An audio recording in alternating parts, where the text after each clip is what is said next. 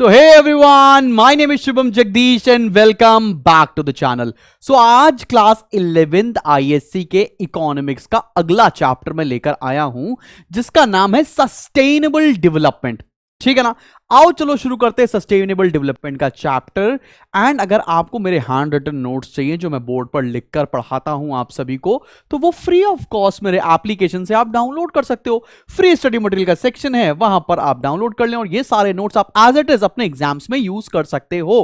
करना क्या है, डिस्क्रिप्शन में लिंक है, आप जाकर फटाफट से मेरा एप्लीकेशन डाउनलोड कर सकते हो। ऑब्सेशन नाम से एप्लीकेशन मिल जाएगा। और लेकिन अगर आप ये चाहते हो कि मेरे साथ आपको लाइव प्रिपेयर करना है, हर दिन पढ़ाई करनी है, तो स्पार्टन्स के कोर्स में आप एनरोल कर सकते हैं फॉर 11th क्लास। एंड इसका प्राइस जस्ट 10,000 रुपीज है। It includes all 3 subjects, accountancy, economics and commerce. तो चलो भाई शुरू करते हैं आज का टॉपिक। तो चलो भैया ये जान लेते हैं इस पर्टिकुलर चैप्टर में हमें कवर क्या क्या करना है। तो हमें इस चैप्टर के अंदर सस्टेनेबल डेवलपमेंट क्या होता है इसके बारे में पढ़ना है, इसकी जरूरत क्या है इसके बारे में पढ़ना है, फिर हमको इसके इफेक्ट्स के बारे में पढ़ना है, एंड देन क्या क्या चीजें हम कर सकते हैं सो दैट सस्टेनेबल डेवलपमेंट रहे। तो an appraisal of sustainable development a challenge के बारे में पढ़ना है। तो before without wasting any time, तो चलो जान लेते हैं बाबू सस्टेनेबल डेवलपमेंट होता क्या है। देखो सस्टेनेबल डेवलपमेंट का आसान सा मतलब क्या है ना, तरक्की करो लेकिन आने वाली जनरेशन के साथ खिलवाड़ नहीं करो। मतलब ऐसा नहीं कि तुम सारा रिसोर्स आज ही इस्तेमाल कर लो और जो फ्यूचर जनरेशन आने वाली है उसके पास कुछ भी ना बचे। इस चीज को सस्टेनेबल डेवलपमेंट कहते हैं। आओ जरा बाबू देखो, development that meets the needs of the present generation without compromising the ability of future generations to meet their own needs। मतलब अपनी नीड्स को पूरी करो लेकिन फ्यूचर की नीड्स को, फ्यूचर जनरेशन की नीड्स को कॉम्प्रोमाइज नहीं करना चाहिए। डेवलपमेंट करना है लेकिन फ्यूचर जनरेशन की नीड्स को भी ध्यान में रखकर करना है। इस चीज को हम लोग बोलते हैं सस्टेनेबल इकोनॉमिक डेवलपमेंट। ठीक है ना बेटा। अब इसकी जरूरत ही क्या पड़ी, आप एग्जैक्टली सेम आंसर्स इस्तेमाल कर सकते हो, मैंने आपको बता रखा है और इसके notes free study material section में मिल जा रहे हैं सबको एप्लीकेशन के ऊपर। ठीक है ना भाई। So need for sustainable development क्या है, सबसे पहले पॉइंट के ऊपर आते हैं, natural resources and environment as common heritage. भाई नेचुरल रिसोर्सेज पर ना सिर्फ एक लोगों का हक नहीं है। ऐसा नहीं कि मैं समय से पहले पैदा हो गया हूं तो सारा नेचुरल रिसोर्सेज के ऊपर हक हमारा ही है। ये हमारा कॉमन हेरिटेज है, हमारे पूर्वजों ने भी इस्तेमाल किया, हम भी इस्तेमाल करेंगे और हमारे आगे आने वाली जनरेशन को भी इक्वल अपॉर्चुनिटी मिलनी चाहिए इन सारे रिसोर्सेज को इस्तेमाल करने की। तो पेपर में क्या लिख कर आएंगे, आओ जरा देखते हैं। Economic development and overall quality of life depend on the stock of natural resources and quality of environment are common heritage for all generations.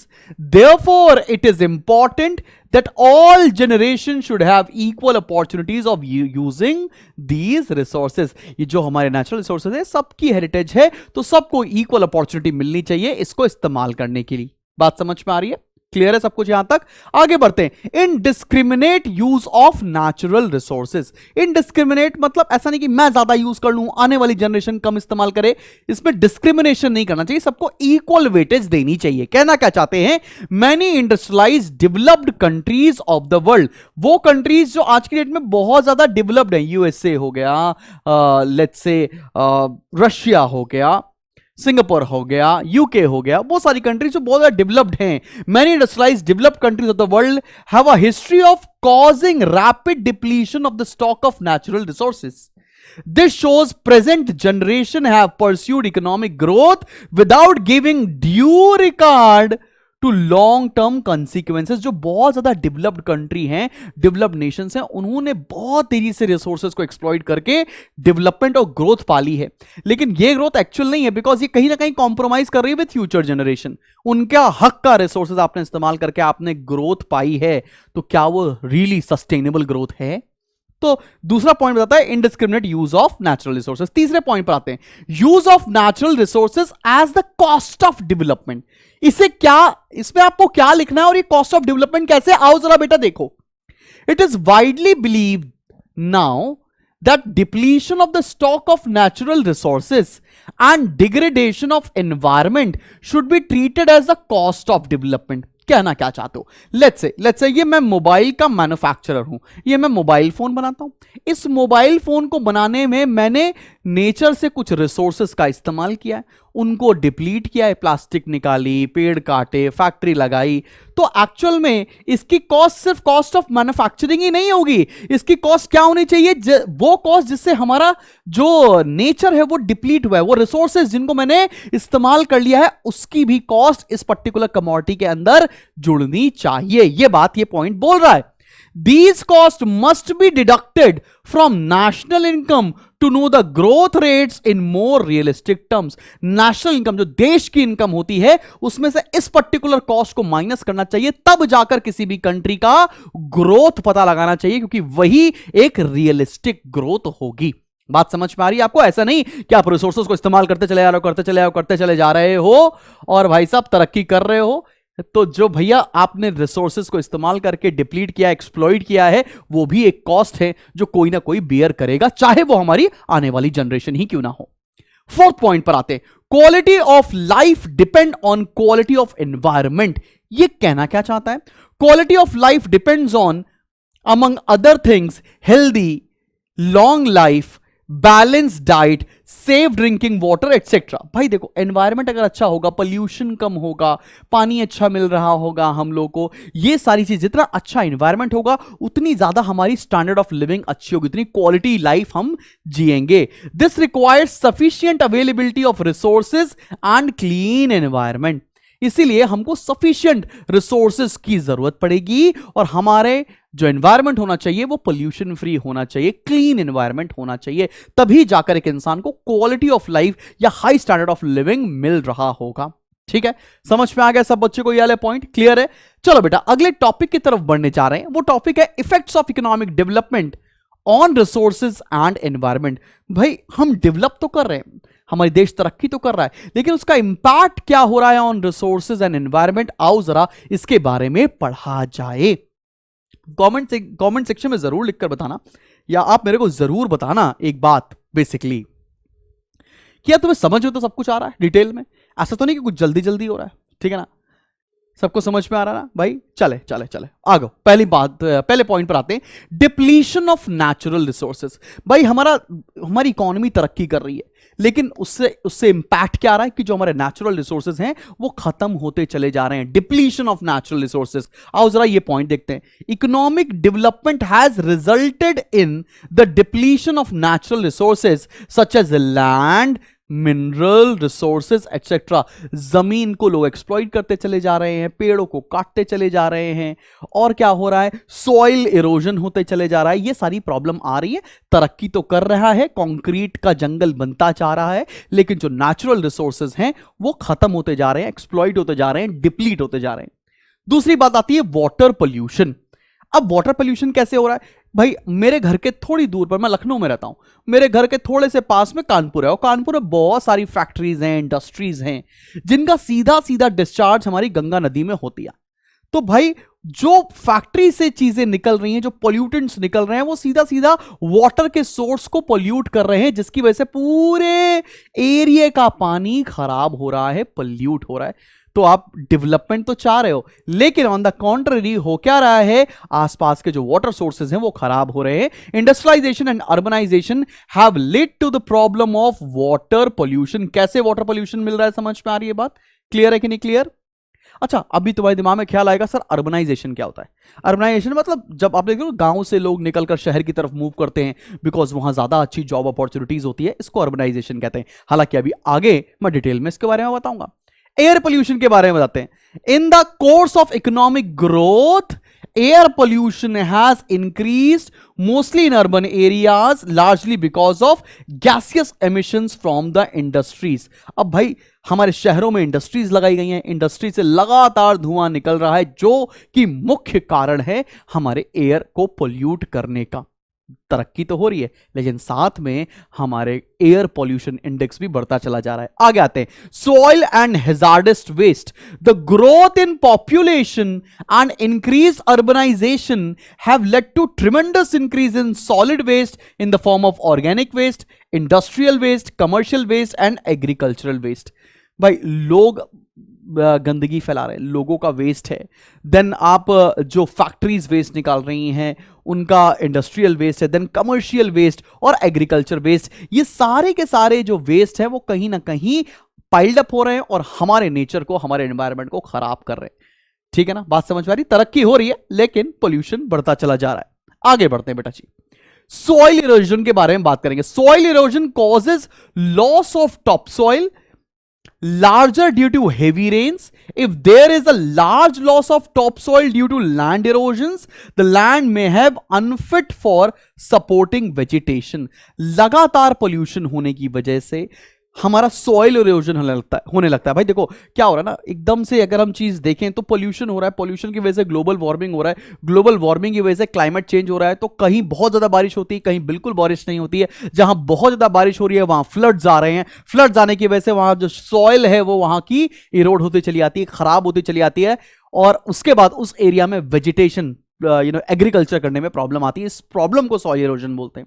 Deforestation, पेड़ों का कटना, लगातार लोग एग्रीकल्चर के लिए, लगातार लोग इंडस्ट्रियलाइजेशन के लिए पेड़ों को काटते चले जा रहे हैं, जिसकी वजह से क्लाइमेट चेंज की प्रॉब्लम हमारे पूरे अर्थ को देखने को मिल रही है। Deforestation has done considerable damage to ecological environment, balance like floods, soil erosion etcetera. इस तरह की प्रॉब्लम डिफॉरेस्टेशन की वजह से आ रही है। देखो ये चैप्टर बड़ा इजी है, तो ऐसा नहीं कि कोई टर्म तुमको बहुत ज्यादा हैवी लग रहा हो, मुश्किल लग रहा हो। भाई बड़ा सिंपल है, आराम आराम से समझ में आ जाएगा। ये नोट्स पढ़ लेंगे, थोड़ा सा प्रिपेयर कर लेंगे, बस बल्ले ही बल्ले, फिर एग्जाम में मैम नंबर काट ही नहीं पाएंगे।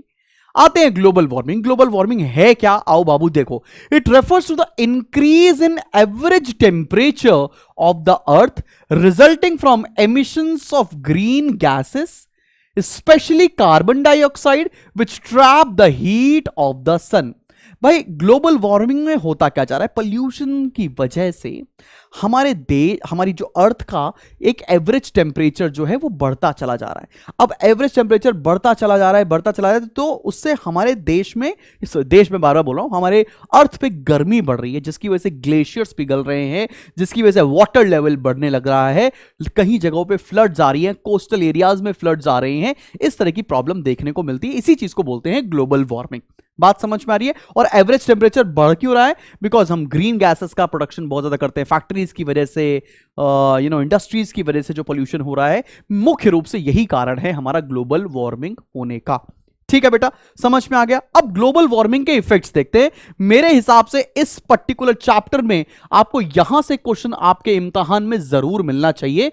Effects of global warming paper में आना ही आना चाहिए। अगर मैं टीचर होता आपके स्कूल में तो मैं ये क्वेश्चन जरूर देता बेटा।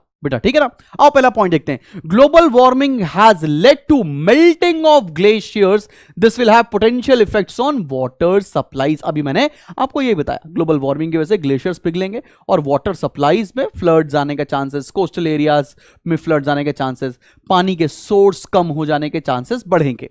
Global warming will lead to rise in sea level which leads to flood, soil erosions and etcetera. मैंने अभी यही बात आपको बताई बेटा। Third point, global warming will lead to wide spread change in global temperature. Global warming से हमारा climate change आएगा, ग्लोबल टेम्परेचर चेंज होने लगेगा और धीरे धीरे गर्मी बढ़ने लगेगी। Shifting climatic zones, change in vegetation zones में lead to major species extension. आप देखोगे ना धीरे धीरे, अगर आज के डेट में देखो भाई, बरसात का समय तो अगस्त तक होता है, आज सितंबर में भी बारिश हो रही है और अनुमान लगाया जाएगा कि अक्टूबर में भी बारिश होगी। ऐसा क्यों हो रहा है? बिकॉज क्लाइमेट चेंज हो रहा है। जब क्लाइमेट चेंज होगा तो वहां का वातावरण चेंज होगा, वेजिटेशन चेंज होगा और बहुत सारी बायो स्पीशीज जो हैं वो एक्सटेंट होने लगेंगी। ये इफेक्ट्स आप ग्लोबल वार्मिंग के अपने एग्जाम में लिखकर आ सकते हैं। नोट्स डाउनलोड कर लो एप्लीकेशन से। ठीक है, चलो भैया, चलो लास्ट टॉपिक की तरफ पढ़ने जा रहे हैं। और लास्ट टॉपिक क्या है? Rather second last topic. अब बढ़ते causes of depletion of resources and environment degradation. हमारे भाई रिसोर्सेज क्यों डिप्लीट हो रहे हैं, हमारा एनवायरमेंट क्यों डिग्रेड हो रहा है, इसके बारे में कौन बताएगा? उसके रीजंस क्या हैं? आओ जरा जानते हैं। एंड बिफोर आई बिगिन तो चलो भाई मैं आपको बताता हूं कि ये डिप्लीशन क्या होता है। Industrialisation which required large quantity of natural resources for mass production has resulted in depletion and degradation of natural resources, ठीक है ना, इंडस्ट्रियलाइजेशन की वजह से, क्योंकि हमको बहुत ज्यादा रिसोर्सेस चाहिए होते हैं, वो एक्सप्लॉइट होते हैं, वो उसको हम ज्यादा से ज्यादा यूज करते हैं, जिसकी वजह से डिग्रेडेशन हो रहा है नेचुरल रिसोर्सेस का। लेकिन इसको पढ़ने से पहले तुम्हें यह पता होना चाहिए इंडस्ट्रियलाइजेशन होता क्या है। It is the process of transforming an economy from primarily agrarian to one dominated by industry and manufacturing। जब हम एग्रीकल्चर इकोनॉमी की तरफ से शिफ्ट होकर हम एक प्रोडक्शन, एक मैन्युफैक्चरिंग इकोनॉमी की तरफ बनने लगते हैं, उसको इंडस्ट्रियलाइजेशन बोलते हैं। अब इंडस्ट्रियलाइजेशन में फैक्ट्रीज लगेंगे, फैक्ट्रीज को चाहिए रॉ मटेरियल, वो कहां से आएगा, वो नेचुरल रिसोर्सेज से आएगा। इस तरह से नेचुरल रिसोर्सेज डिप्लीट होने लग जाते हैं बेटा। सेकेंड पॉइंट क्या होता है, अर्बनाइजेशन। अर्बनाइजेशन का मतलब क्या है, people moving from rural areas to cities for work. अब अर्बनाइजेशन से कैसे रिसोर्सेज डिप्लीट हो रहे हैं, urbanisation has added to the problem of air and water pollution. अब तुम इसका जीता जाता एग्जांपल दिल्ली का ले सकते हो। दिल्ली में इंडिया की सबसे ज्यादा पॉपुलस स्टेट और पॉल्यूटेड सिटी में से एक है। इतने सारे लोग वहां पर रहने आ जा रहे हैं, इतना ज्यादा अर्बनाइजेशन हो गया है दिल्ली को लेकर कि जरूरत से ज्यादा लोग वहां हैं। जब जरूरत से ज्यादा लोग होंगे तो जरूरत से ज्यादा रिसोर्सेज को इस्तेमाल करेंगे, एयर पोल्यूशन होगा, ठीक है ना, वाटर पोल्यूशन होगा, इस तरह की प्रॉब्लम बढ़ती जाएगी। तो दो रीजन तो बता दिए, इंडस्ट्रियलाइजेशन एंड अर्बनाइजेशन। तीसरा सबसे बड़ा रीजन है पॉपुलेशन ग्रोथ। जब पॉपुलेशन बढ़ेगी, बहुत ज्यादा लोग हो जाएंगे, तो बहुत ज्यादा रिसोर्सेज की जरूरत पड़ेगी, जिससे हमारे नेचुरल रिसोर्सेज डिप्लीट होते जाएंगे। आओ जरा देखते हैं पेपर में क्या लिखना है। A large increase in human population is also responsible for the depletion of resources and economic degradation. जैसे जैसे पॉपुलेशन बढ़ेगी, वैसे वैसे रिसोर्सेज की और जरूरत पड़ेगी, और वैसे वैसे एनवायरमेंट डिग्रेड होता जाएगा। लास्ट पढ़ते हैं टेक्नोलॉजिकल प्रोग्रेस। भाई हमारी टेक्नोलॉजी तो इंप्रूव हो रही है, लेकिन उससे प्रॉब्लम क्या आ रही है, modern technology has created large demand for resources so as to increase production. This has resulted in depletion of resources. नई टेक्नोलॉजी से सामान या प्रोडक्शन और तेजी से बढ़ सकता है। प्रोडक्शन और बढ़ाने के चक्कर में हमें और रिसोर्सेज लगेंगे, और रिसोर्सेज लगेंगे तो क्या होगा, डिप्लीशन ऑफ रिसोर्सेज। क्लियर है, बात समझ में आ गई सब बच्चों को, कोई दिक्कत कोई परेशानी तो नहीं है। और लास्ट देख लो, अच्छा एक और बचा रह गया था, एग्रीकल्चरल डेवलपमेंट। एग्रीकल्चरल डेवलपमेंट कैसे होगा भाई, जहां पहले जंगल हुआ करते थे वहां पर लोग पहुंचे, लोगों ने पेड़ को काटा और वहां पर एग्रीकल्चर करने लग गए, जिसकी वजह से हमारा नेचुरल रिसोर्स डिप्लीट हो गया। The area under cultivation has increased so as to increase the agricultural production. This has resulted in deforestation. सब बच्चों को समझ में आ गई बात, कोई दिक्कत वाली बात तो नहीं है, क्लियर क्लियर। बहुत सारे स्कूल में पिछला टॉपिक स्किप भी किया जाता है, लेकिन मुझे लगा जरूरी है पढ़ाना, तो मैंने बच्चों को पढ़ाया है और मुझे लगता है आपको समझ में भी आ गया होगा। लास्ट टॉपिक की तरफ बढ़ते हैं, ये है an appraisal of sustainable development a challenge. चलो एक एक करके सारे स्ट्रैटेजीज ऑफ सस्टेनेबल डेवलपमेंट हम पढ़ते हैं। लोगों को क्या करना चाहिए सो दैट हमारे पूरे देश में, हमारे पूरे वर्ल्ड में सस्टेनेबल डेवलपमेंट हो सके। सबसे पहला पॉइंट निकल कर आता है रिप्लेसमेंट ऑफ रिसोर्सेज। जिस स्पीड से हम रिसोर्सेज को एक्सट्रैक्ट कर रहे हैं, उसी स्पीड से हमें रिसोर्सेज को वापस से रीफ्यूल करना चाहिए, तभी सस्टेनेबल डेवलपमेंट हो सकता है। कहना क्या चाहते हैं, resources should not be exploited but should be replenished as well. The extraction of renewable resources should not exceed the rate at which they are renewed। मतलब अगर हम ज्यादा स्पीड से रिसोर्सेज को एक्सट्रैक्ट करेंगे और कम स्पीड से उन रिसोर्सेज को रिन्यू करेंगे, तो एक ना एक दिन हमारे रिसोर्सेज, नेचुरल रिसोर्सेज खत्म हो जाने वाले हैं। तो रिप्लेसमेंट ऑफ रिसोर्सेज क्या कहता है कि जिस स्पीड से आप सामान या रिसोर्सेज एक्सट्रैक्ट करो, उसी स्पीड से उनको रिप्लेनिश भी करो, वापस से रिफ्यूल भी करो। सेकंड आते हैं equitable use of resources across generation. आने वाली जनरेशन में इक्विटेबल, बराबर बराबर का हिस्सा होना चाहिए when it comes to natural resources. कहना क्या चाहते हैं, effort should be made to make equitable use of resources for meeting the needs of the present and future generations without causing damage to the environment. हम लोग को बराबर बराबर resources को इस्तेमाल करना चाहिए, ऐसा नहीं कि खुद सब कुछ इस्तेमाल कर ले गए और फ्यूचर की जनरेशन के लिए कुछ भी नहीं बचा। Environment protection. अपने डेवलपमेंट के साथ साथ हमको वातावरण एनवायरमेंट का भी पूरा ख्याल रखना चाहिए। Instead of polluting the environment we should conserve it. कम से कम पोल्यूशन करना चाहिए, कोशिश करनी चाहिए कि ज्यादा से ज्यादा हम एनवायरमेंट को प्रोटेक्ट करें। कैसे कर सकते हैं? अपनी कार्स का, अपनी ऑटोमोबाइल्स का कम इस्तेमाल करें, पब्लिक ट्रांसपोर्ट का ज्यादा इस्तेमाल करें, इन सब तरीके से पेड़ लगाएं, इन सब तरीके से हम लोग एनवायरमेंट को प्रोटेक्ट कर सकते हैं।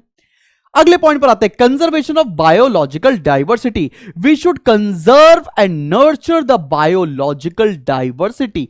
बस इतना सा लिख कर आओगे, हमको कोशिश करनी चाहिए, हमें प्रयत्न करने चाहिए कि हम बायोलॉजिकल डाइवर्सिटी को कंजर्व और प्रोटेक्ट कर सके। हर एक स्पीशीज इंपॉर्टेंट है for the survival of everybody on this earth. आगे बढ़ते हैं, use of efficient techniques. Efficient techniques का मतलब क्या हो गया? उन टेक्निक्स का इजाद करें, उन टेक्निक्स को इन्वेंट करें जिससे वेस्टेज कम से कम हो सके और हम रिसोर्सेज का मैक्सिमम यूटिलाइजेशन कर सकें। Efficient technique should be used so as to utilise the resources to its maximum. ठीक है ना बच्चा पाड़ी? देखो ये थियोरेटिकल टॉपिक है इकोनॉमिक्स का क्लास 11th का, तो तुम्हें इसमें नोट्स की बहुत ज्यादा इंपॉर्टेंस रहेगी और नोट्स आपको मिल जाने वाले। ठीक है ना बेटा जी? ओके, आगे बढ़ते हैं, use of eco friendly techniques. Eco friendly techniques का मतलब क्या होता है? देखो कई सारी एनर्जी सोर्सेज हैं। हम कार पेट्रोल से भी चला सकते हैं, डीजल से भी चला सकते हैं, सीएनजी से भी चला सकते हैं।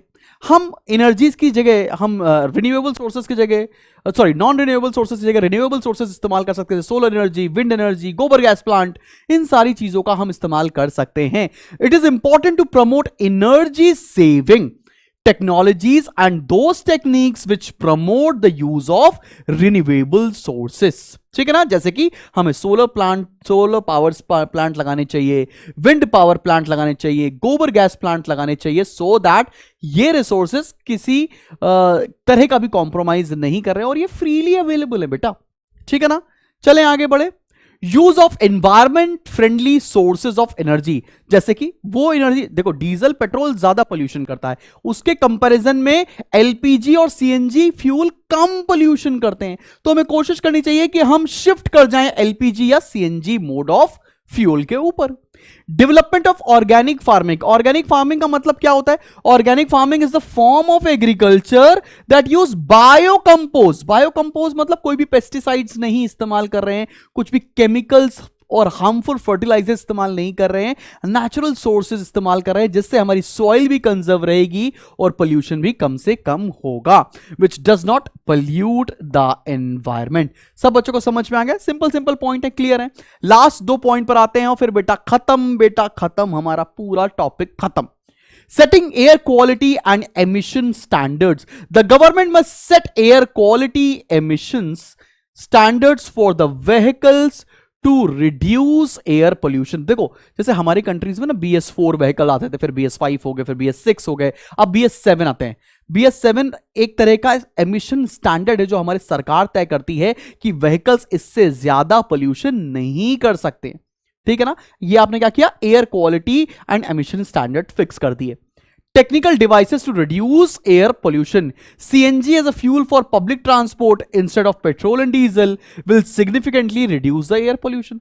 ऐसे sources use करने लगे जो कम pollution करते हैं। Public transport में CNG का इस्तेमाल करने लगो instead of petrol and diesel. Clear है? समझ में आ गया कैसे सस्टेनेबल डेवलपमेंट हमारे अर्थ, हमारी इकोनॉमी के ऊपर लाया जाता है। So it is done from my end. So economics का this was chapter number 8 which I just finished. आपको क्या क्या टॉपिक पहले खत्म कराने हैं मुझे जरूर बताइएगा। और बहुत सारे बच्चे मेरे को ये बोल रहे थे कि सर अकाउंट्स के वीडियोस कहाँ हैं? ठीक है ना? तो भाई बहुत ही जल्दी आपको वो भी मैं प्रोवाइड करने वाला हूं, जिससे आपका रिविजन एकदम उम्दा तरीके से हो जाएगा। So keep showering your blessing. Bye bye, take care.